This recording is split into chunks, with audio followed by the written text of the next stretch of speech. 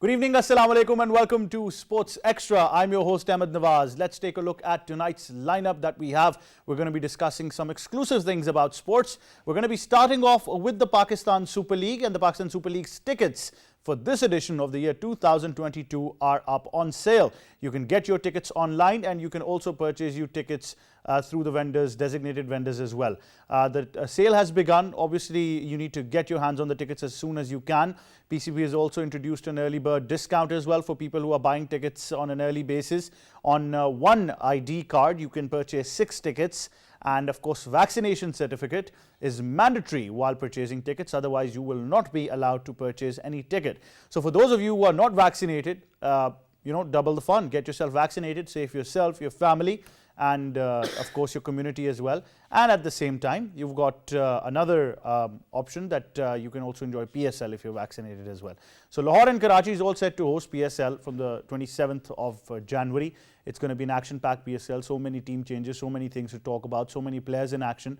So nonetheless, the fervor is all there and the hype is all there as well. After that, we'll be talking about some more stuff. We'll be talking about Test cricket, particularly where we will be talking about New Zealand, and it was Ross Taylor's farewell test against Bangladesh, and New Zealand won that test match with an innings and 117 runs against Bangladesh to draw the series 1-all. Of course, Bangladesh won the first test, but the World Test champions came out strong, courtesy of a brilliant double century by Tom Latham, their captain. And of course, Sir Ross Taylor, like I said, a farewell test match, also managed to pick up a wicket as well, the winning wicket by him. So he'll cherish these memories as well. And obviously, Ross Taylor, I think South Africa, New Zealand, Australia, talk about all of these countries, England, outside Asia, when you talk about that, they've produced some spectacular players.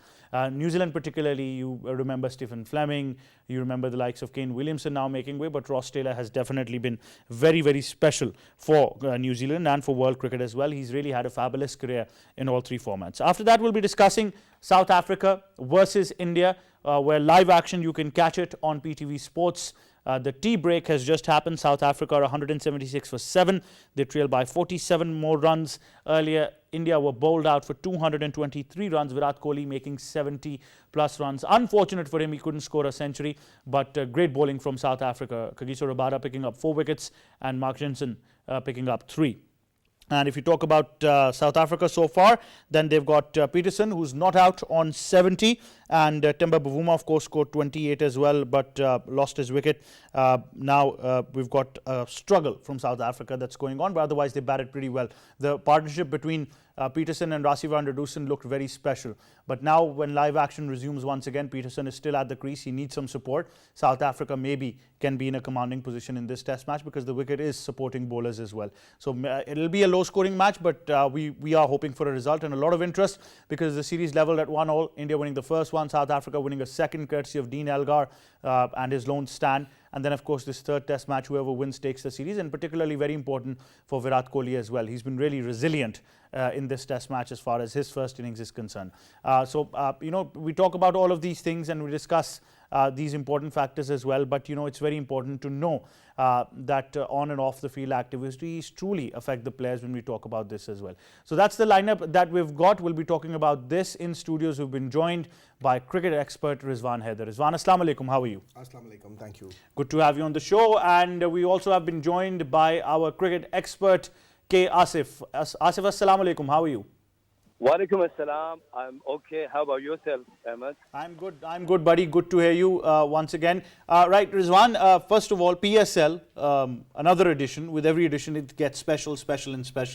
But this time, tickets are on sale. And the highlight has got to be the pricing of the ticket because that's been a primary concern for our, average Pakistanis.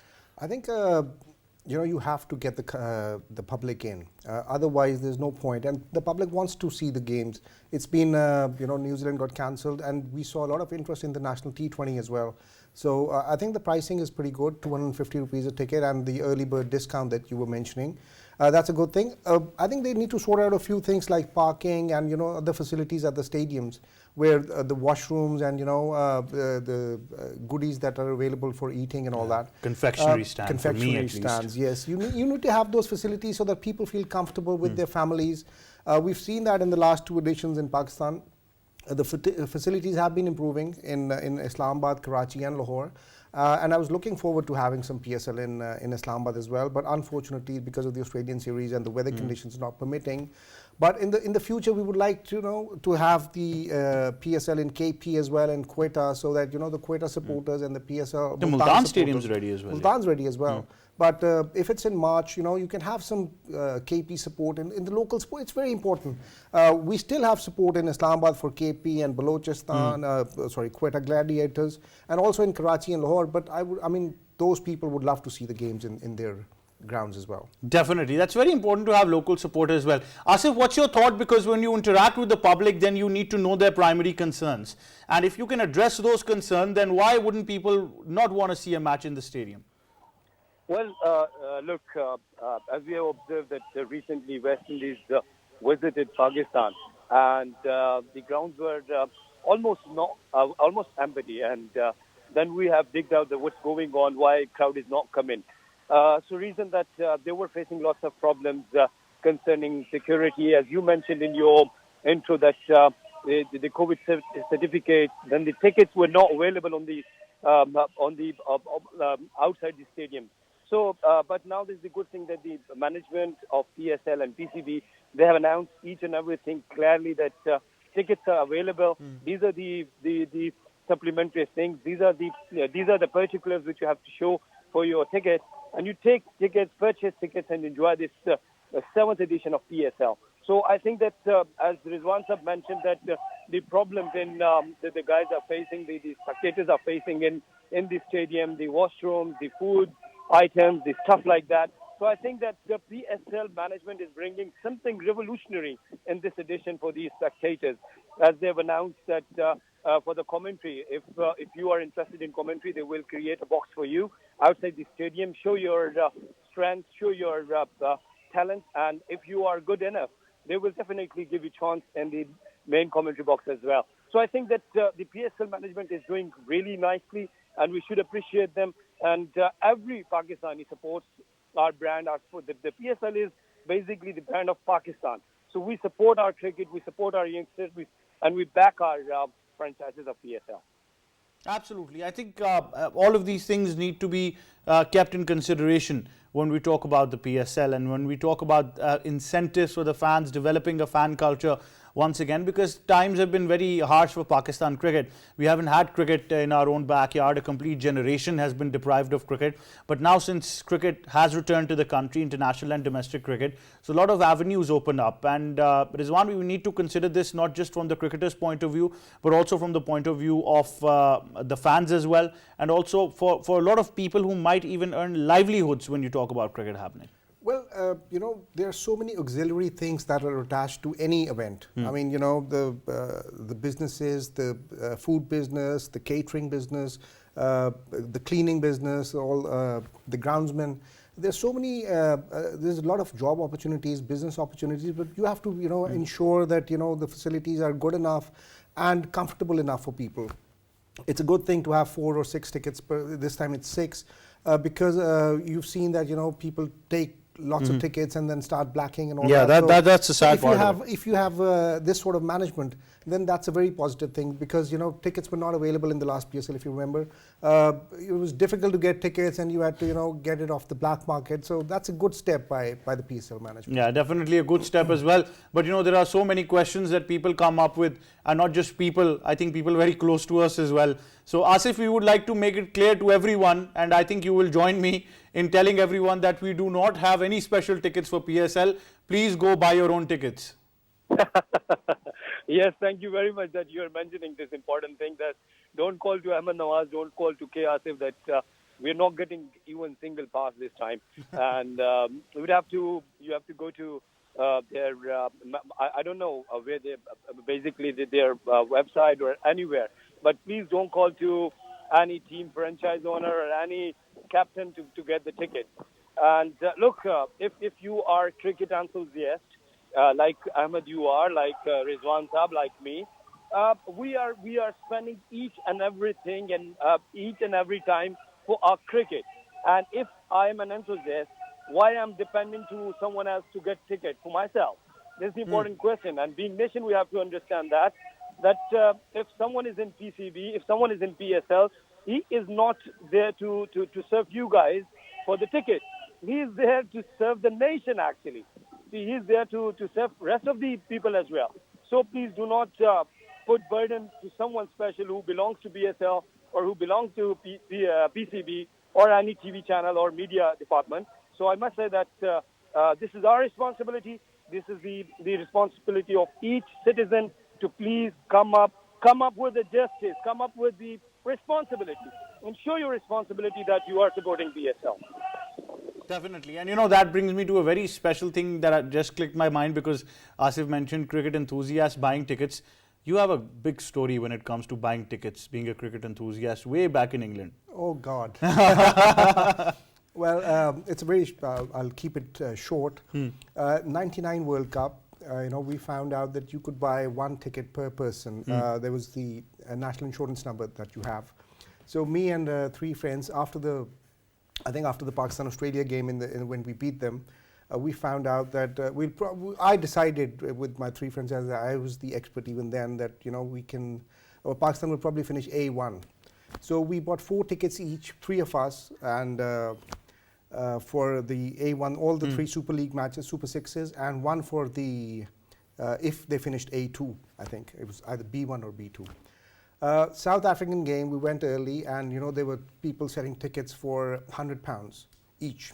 And we had bought those tickets for 38.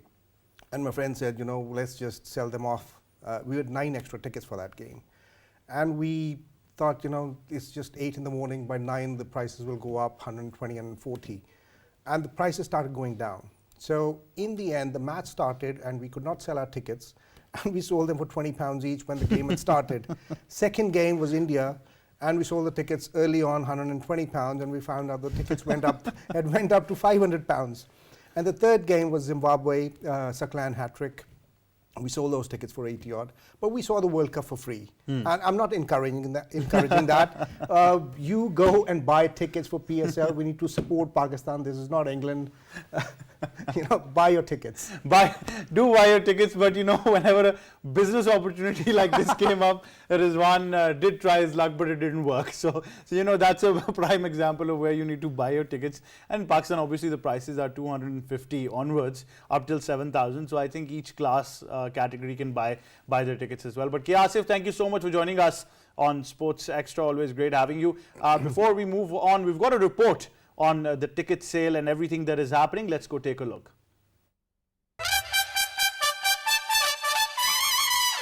The Pakistan Cricket Board has kick-started the online sale of the tickets for the upcoming season of Pakistan Super League. The Pakistan Cricket Board had announced the ticket sale timings in its recent press statement. Pakistan Cricket Board goes on to stating that all fans can attend the matches and enjoy the engagement in and around the venues that will be introduced to enhance fan enjoyment and experience. However, there are important ticketing terms and conditions as well as hygiene guidelines to be followed at match venues that the Pakistan Cricket Board has asked fans to strictly adhere to in order to ensure safety during the ongoing COVID-19 wave. The Pakistan Cricket Board issued a list of ticket prices for each of the league's matches, differentiated on the basis of enclosure categories. The first leg of 15 matches will be played in the National Stadium, Karachi from 27 January to 7th February, while the remaining 19 matches will be held in Lahore from 10 to 27 February. There you have it, all you need to know about the PSL tickets that are on sale now. On that note, let's take a look at our segment recap.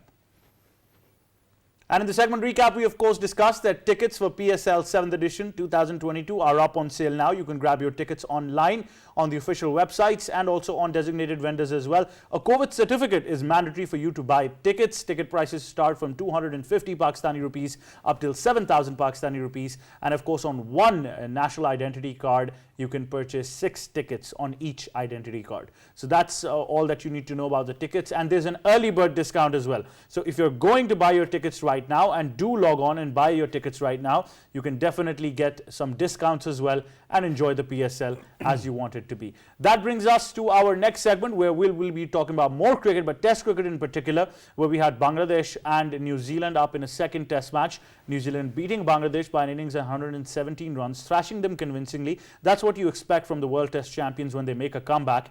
Tom Latham scoring a brilliant double century. Ross Taylor's farewell Test match. What we wanted him to, sign off from cricket like this, and he did, of course, but also took a wicket in the cause. So how special can it get for Ross Taylor? But overall, we knew that New Zealand is going to fight it back, because the first Test match loss was, of course, great for Bangladesh, but it was a wake-up call for New Zealand. And that's what they did. New Zealand came back strong, and we expected them to. Of course, that was natural, but I mean, all credit to Bangladesh, first of all, because they'd never won a Test series in any of the SENA countries. And I'd just like to say that I've recently found out what SENA was. I was trying to figure out, it's now South Africa, England, New Zealand, and Australia. That's silly, isn't it? But they've never been, they got thrashed by Pakistan, and to go to New Zealand and win a Test match in those conditions, because they're not as hard as Australia, but for Bangladesh to do well, they're going to take it in patches, small patches. You're going to have some wins, you're going to have some losses. You can't expect Bangladesh to go and beat New Zealand all hands down. But a win is a win, and that's a starting point for them as well. It's a lesson learned that, if you play like a team, there were no major scores, no double hundreds or, no 7-4. Ibadat got 6 wickets in the second innings. But still, we were expecting New Zealand to come back. They did come back strongly, and for Ross Taylor. The one person I'd like to mention is Devin Conway. He's one of those few players who's averaging 50 plus in Test, One Day and T20 internationals.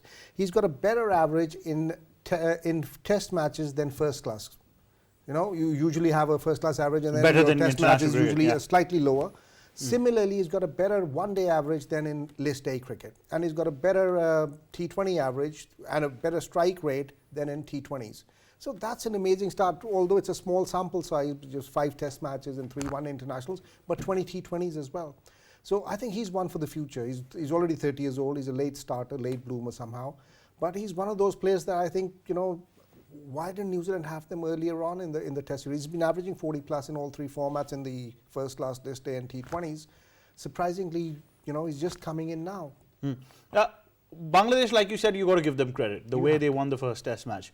It's a bit of a confusion now for even experts and analysts now, but because they had a horrible World Cup. Before that, they were able to beat New Zealand and Australia in their home conditions, and they did it convincingly. But then, of course, horrible World Cup, a series against Pakistan completely one-sided. Then, of course, the problems with their cricket board, their players, a lot going on in their system as well. Nobody actually expected that. But since they've achieved that feat of beating New Zealand in New Zealand, how long can they, can they take this victory? Because obviously they lost the second Test match. But, do you think that this victory might just make them a team that they want to reconstruct again? I really hope so. I really, really hope so, because I think their problems with the board are quite similar to that of Pakistan's cricket board in the 90s when, we had 11 Test captains in a space of 10 years. Mushafiqur retired at the wrong time. They've had captaincy issues.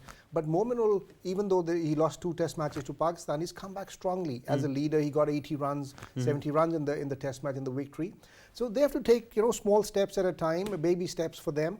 But they're in the positive direction. But like you said, typical Asian issues. Captaincy issues. Captaincy. Senior player issues. You know why that is? In Australia or England, once the cricket series ends, they're looking forward at the football, Premier League, Formula One, tennis, squash, World Athletic Championships, Olympics, Commonwealth Games. We have nothing to lock forward to. We are just looking at one series and then the next, and for us it's the World Cup. Politics, every game elections. Not cricket related. So only sport we follow is cricket, and that's because we've made these stars into legends, which they're not. They should be treated as ordinary people. They're doing a job, they're getting paid for it, and they're stars, they're going to have fans, but not the status that, if Virat Kohli is out of the captaincy, it becomes an international issue. It should never be the case.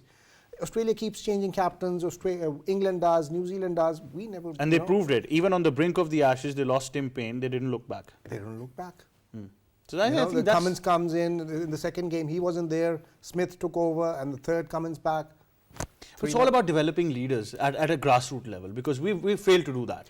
I think it's because we don't have cricket at the grassroots. We've discussed that before as well. We start learning at club level and not at school.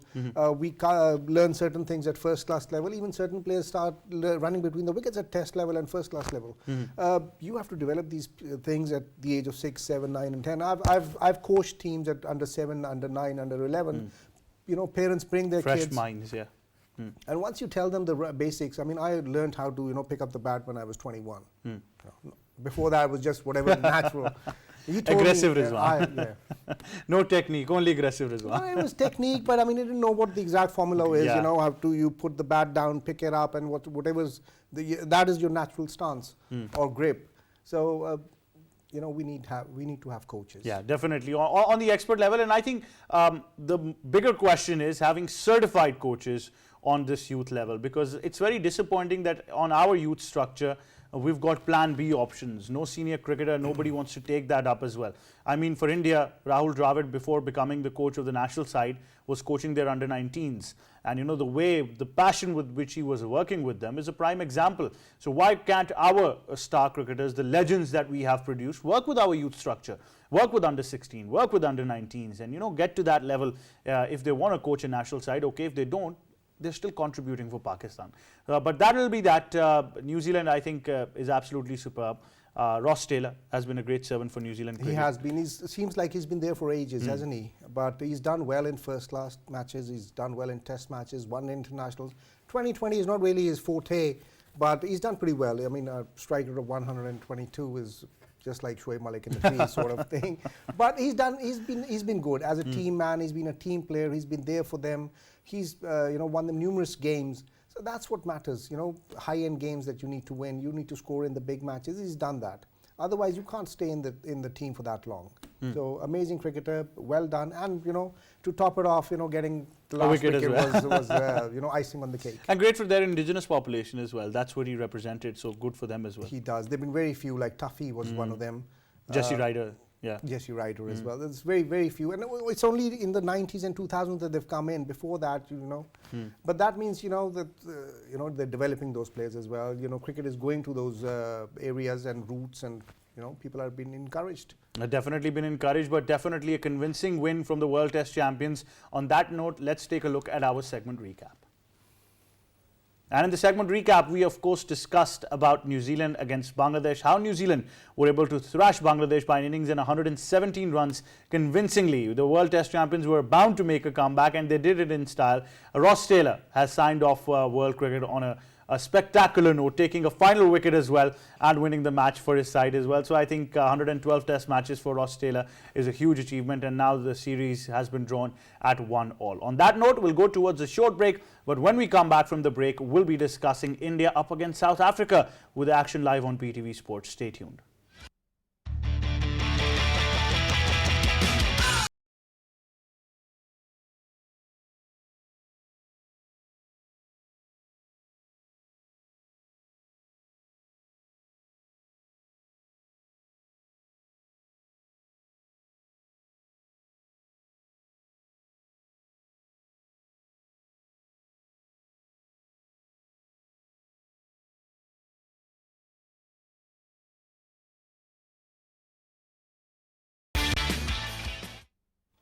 Welcome back to Sports Extra with me, Ahmed Nawaz. I'm in conversation with Rizwan Haider, and now it's time to discuss India up against South Africa in the third and final test match of the three-match series. India winning the first one, South Africa winning the second. So it's the series finale now, where South Africa's batting is underway. They're 179 for 7. India, in their first innings after winning the toss, elected to bat first and scored 223, courtesy of Virat Kohli. Vakar level, but Bumrah is pretty good. I think that's not a question for them. You need to have two decent bowlers. You have two world-class bowlers, and then, you know, third support doesn't really matter. Just to ease the pressure, obviously, but that's how things proceed. But Rizwan, thank you so much for joining us on Sports Extra. Always a pleasure having you on the show. Lovely to be here. Great to have you. On that note, let's take a look at our segment recap that we had for this segment of cricket. And we were particularly discussing about South Africa and India, and we discussed the fact that the third test match live action is underway. You can catch it on PTV Sports. South Africa's batting is underway in their second innings. They're 8 down, still trailed by 40 runs. India scored 223. Virat Kohli missed out on a century. Really needed that, but obviously didn't happen. But it was Bumrah that provided quick breakthroughs. And on South Africa's side, it was Kagiso Rabada picking up 4 wickets and Jensen picking up 3. That's all we have for this edition of Sports Extra. But before we go, we do know that we've got fans who keep on tweeting and sending loads of stuff. And, you know, it's very inspiring when we see all of this stuff coming in. You watch the show, you send in your feedback. It's always good. But particularly if we look at it in a way that we've got one of our fans, Safi Khan, who's got his birthday. He tweeted as well. So Safi, from me and the entire team of Sports Extra and PTV World, a very happy birthday to you, Safi Khan. We hope that you have a great one. Enjoy yourself and lots of prayers for you as well. On that note, that's all we have time for this edition of Sports Extra. From me and the entire team, it's goodbye for now.